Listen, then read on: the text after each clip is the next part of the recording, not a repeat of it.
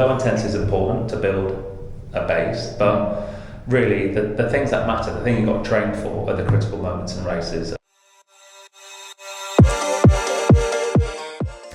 A bit of a different kind of video today. I sit down with former Team Sky Head of Performance, Team GB coach, Team Australia coach as well, Simon Jones.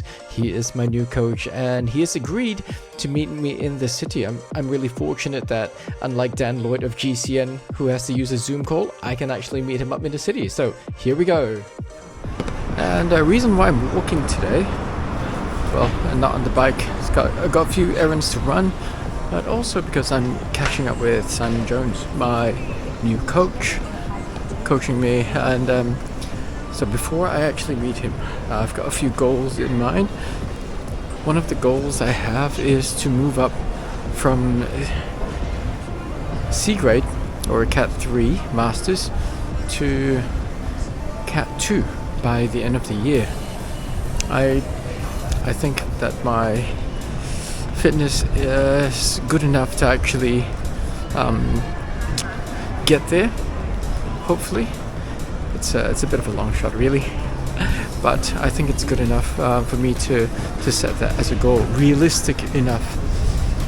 So I'm at the Murray Street Mall, and Simon, being the busy guy that he is running the workshop, has agreed to catch up over here shortly for a quick meeting and a quick chat.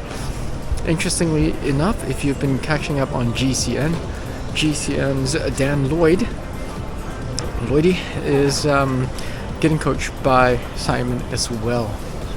Okay, I'll need to drop him a message saying that I'm here, and hopefully we can find a place to sit down and have a chat. Finally in the city and here with Simon. Really thankful, Simon, for the time we can actually just spend together. I'm just going to put the camera down here and let it ricochet away. Very good sunglasses. Cool. So, thanks for agreeing to coach me. I'm really excited. I think for the viewers, they know that my journey has gone from like zero cycling for 4.5 years to slowly building back. And I think the last few races have been absolutely shocking for me. I did go see doctor yesterday. Yeah. And you're on the money. I am fighting a virus. Yes. Yeah. And today I'm starting to feel a little bit. I actually wonder where I got it from the doctor. Yeah, but that amount of training, it was either you'd overdone it or you were sick. And I think when I looked at your training, it wasn't like you did it was a relatively big week or two, but normally you wouldn't expect that much fatigue. Yeah. Even if you're kind of going a bit too hard for longer rides. So yeah, quite often it's the most simple things that are there. So my goal is to actually move from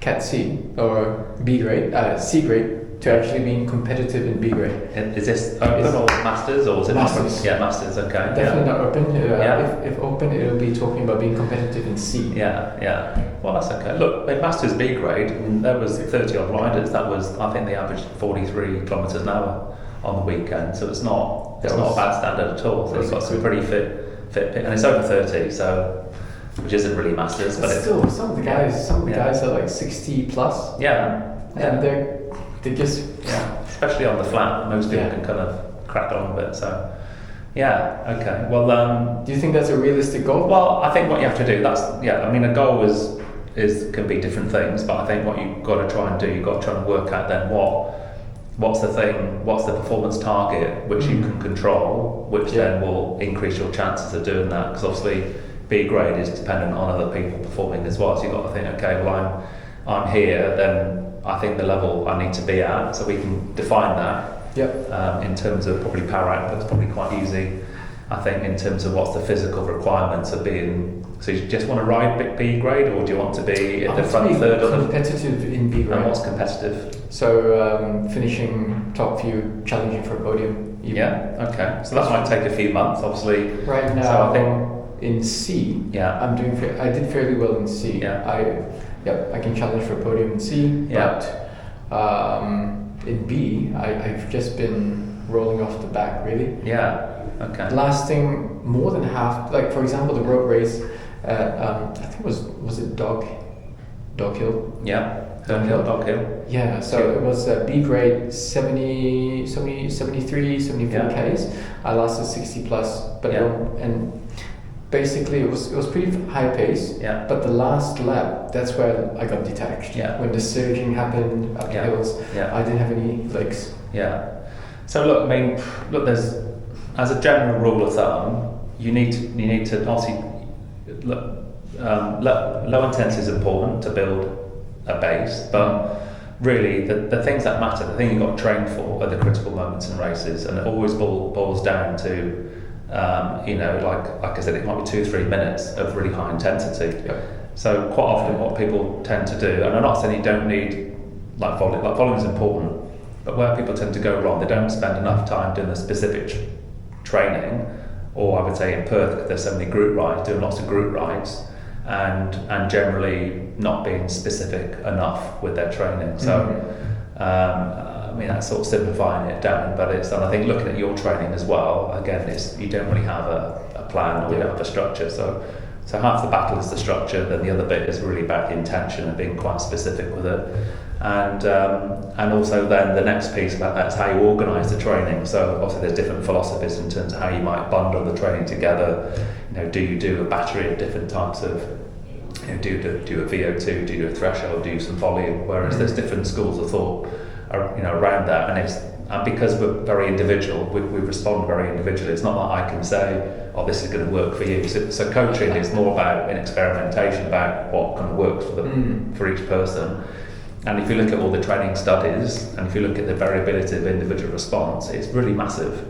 So even though studies might, they often quote like an average result, but when you get into the individual data, that's where the clues are, and it shows you for the same training, people will respond quite differently. You get non-responders, you get really high responders, and you get people that respond a little tiny bit. So we have to kind of work out what training and stimulus provides you the biggest bang for your buck. So you did mention when we were riding back home on Sunday, the different kinds of training, especially for different rider types, like for instance sprinters, rulers, climbers. Well, look, always generalising, because again it's because people take this information and a bit oversimplify it, but as a general rule of thumb, you've got people that have got more fast twitch fibres, they tend to cope with more back-to-back sessions. They don't have the top end, which when you've got top end you tend to do a bit more damage as well, so you don't recover as much, or you've got more fast fibres and therefore they fatigue earlier. So if you kind of cluster people into those sort of simple categories about people who've got more natural sort of top end, I think the best way to train is more of quite a polarised approach. So the easy rides are really quite easy, and then the intensity kind of like go really for intense. It within like really intense, but you don't need a lot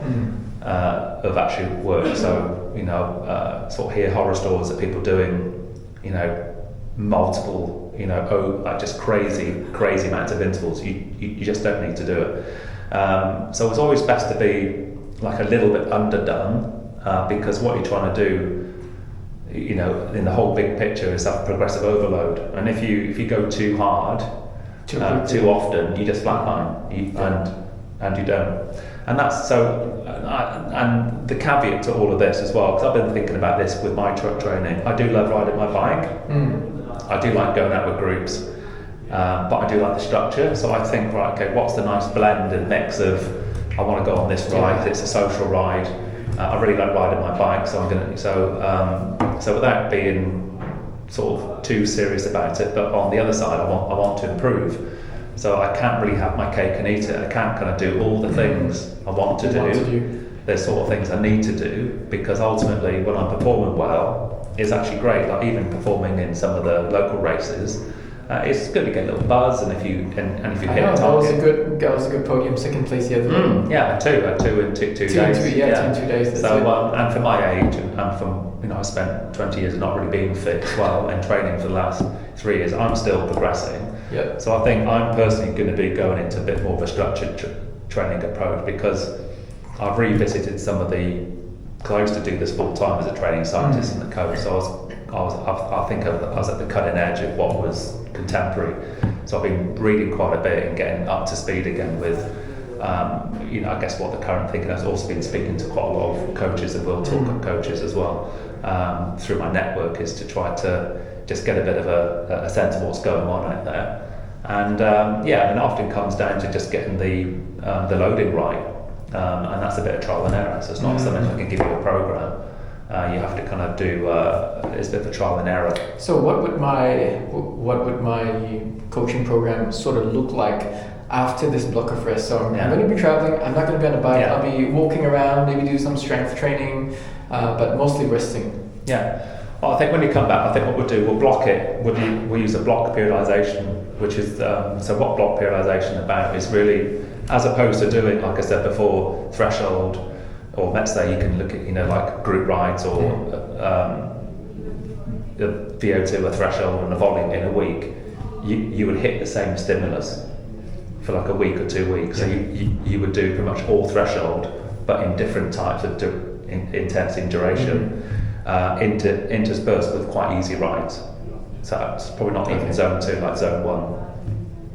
And then, so what you're trying to do there, you're trying to give the body, you're trying to hit it several times within the same sort of stimulus, and then for that to improve, and then you would switch to a different stimulus for 2 weeks. So again, as opposed to mixing it up, you do short phases, 1 to 2 weeks of quite focused work around a certain either power duration or like a physical sort of limiting factor, and then we'll go through phases like that. So we'll do volume, threshold, VO2, and in the VO2 that'll be a variety of things, like even like hard, not maximal, but hard 1 minute repeats, which I've been doing quite a lot of, and it's having a pretty big impact on my power. Different types of VO2 max intervals, short ones, long ones, and then the same with threshold. When we do the threshold block, that'll be like different types of work rest ratios, but all in around the threshold. And I think with the threshold, that's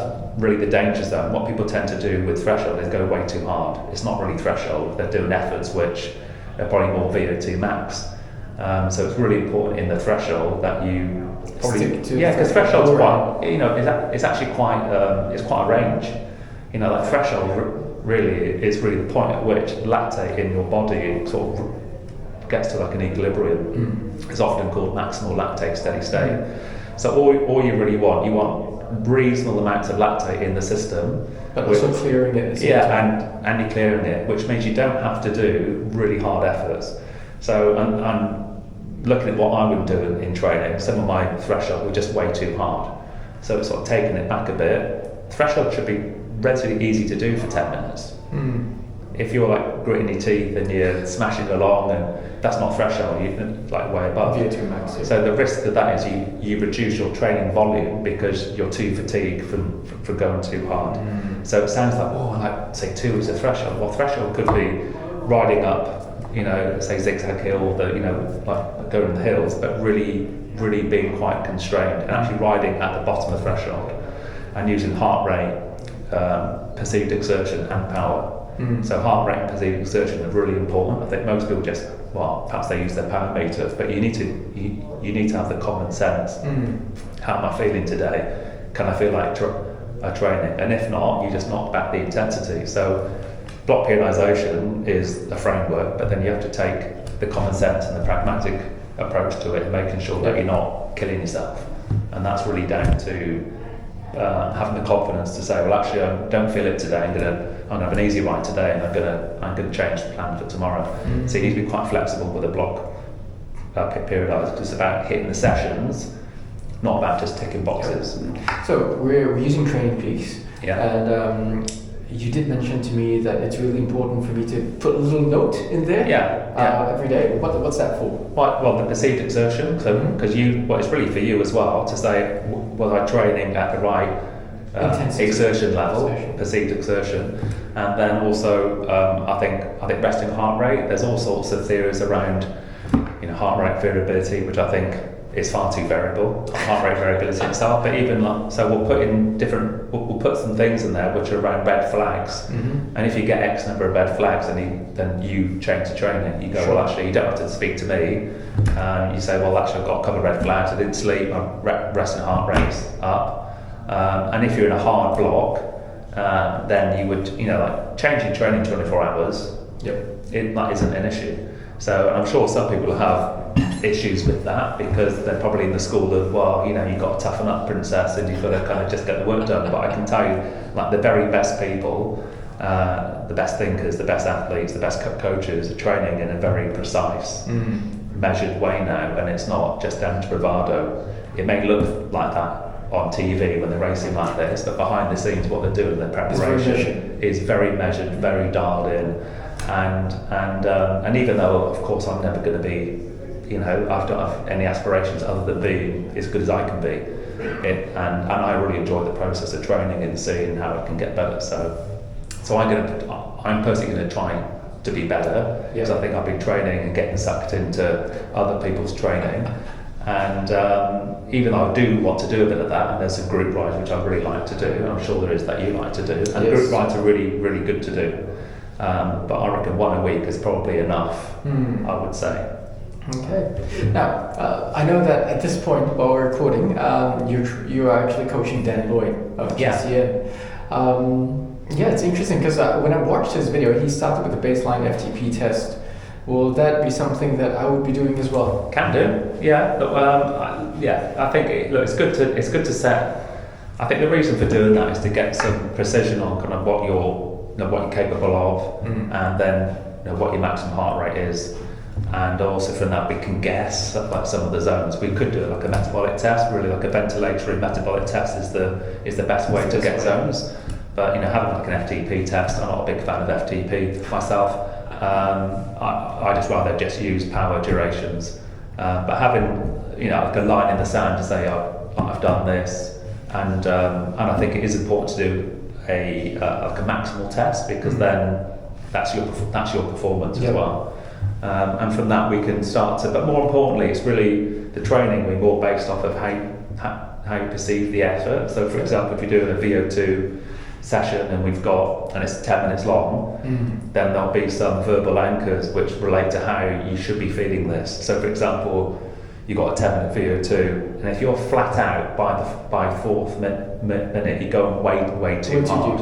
Okay. So I think quite often it's the intention behind the sessions, not I've got 10 minutes of VO2 to do. It's really trying to get people to be much more aware of the effort that they're making and why they're making it, and then that helps them then make decisions or look at what they're doing.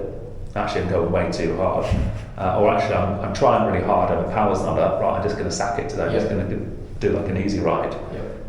That's cool. Another question I have relating to your coaching with so many people. So guys like Dan on GCN, he's an ex-pro. Guys like myself, amateur, weekend warrior. When you see how amateurs versus former pros or professionals train, is there a big difference, and what are the differences, if any? Well, there is. So Dan, I was chuckling with Dan that already in the first 10 days he'd made a really quite big improvement, and I kind of guessed he might improve quite a lot, but it's kind of a bit unfair, isn't it? Like he's already up to, like, his zone 2 power is already more than mine, and he's not doing any right. No, but what? His zone 2? What? So and that's but he's been running, he's been in the gym, and he does do the odd bike ride, but he's had quite a bump already. So I think the approach we had to go at him was a bit unconventional because he was, I think, gym 2 or 3 times a week, was running. He was actually quite fit with his background, so we kind of went in with a bit more of a heavier, but I still had that kind of block. It's like that block periodized where you kind of focus on specific stimulus and then you would switch it. So I think I'm about to look at it this weekend, and then we're going to have a chat and see what the next couple of weeks are going to be. Exciting. But he's already making quite big leaps, but I think when you're untrained like that as well, you tend to get quite a big lift. But in that comparison, I think, look, ultimately all you can do is what you can do. So and training isn't really about just following a process. It's about trying to work out what load can you tolerate and what you can recover from. And a lot of that is talent and experience, and so you can control the talent, but you can control the training input. So yeah. Well, and you're working, and you've got other things, and busy. And right. Not to say Dan's not working; he's got a day job. But yeah. Well, I'm looking forward to seeing the results of what we're doing. Yeah, we'll see how it's it goes. May, June, July, August, September, October, November, December. I got 8 months. Yeah. Well, so I think the things that you can do is go and look at the events that you'd want to do well in or better in. I think it's good to have a bit of a timeline. Otherwise, if it's like the season, it's a bit general. So I think, okay, these are the events I really want to challenge us. Like, what are your more priority events? Because there's quite a lot of racing on as well. And I think half the challenge, what I tend to do with the racing, I don't turn up to every race because I actually get unfit if I race all the races because I can't recover because I'm a bit older. Yep. And maybe I'm training a bit too hard in some. So actually, if I were to race every weekend, I haven't got enough time then to train and kind of give enough stimulus. I sort of gradually, So I kind of this last weekend, I purposely kind of aimed a bit for that and then backed off and was you fresh. Back-to-back races. Yeah, but it's only they're only short races, aren't they? Yeah. So I think it's having a little window where you want the purple patch to be. Then other races are more for like preparation because you can sustain good form, for weeks and weeks and weeks. How does Pogacar do it? Well, it's about 8 weeks he's held this for, and I think was it in Flash Below when he blew, he was off the front, but I think he was starting to show sort of signs of fatigue, and also in Liège and Boulogne he raced quite differently. He was really patient, whereas in the other races he was gassing it. Yeah, but no, look, I mean you can't really. You and I, 99.9% of the population can use Pogacar as a benchmark. We've got to look at what we can do. So exactly. Yeah. Well, thanks so much for your time. Really appreciate it. Yeah. And, let's have a good holiday. We'll do a good holiday. Yeah. We'll do.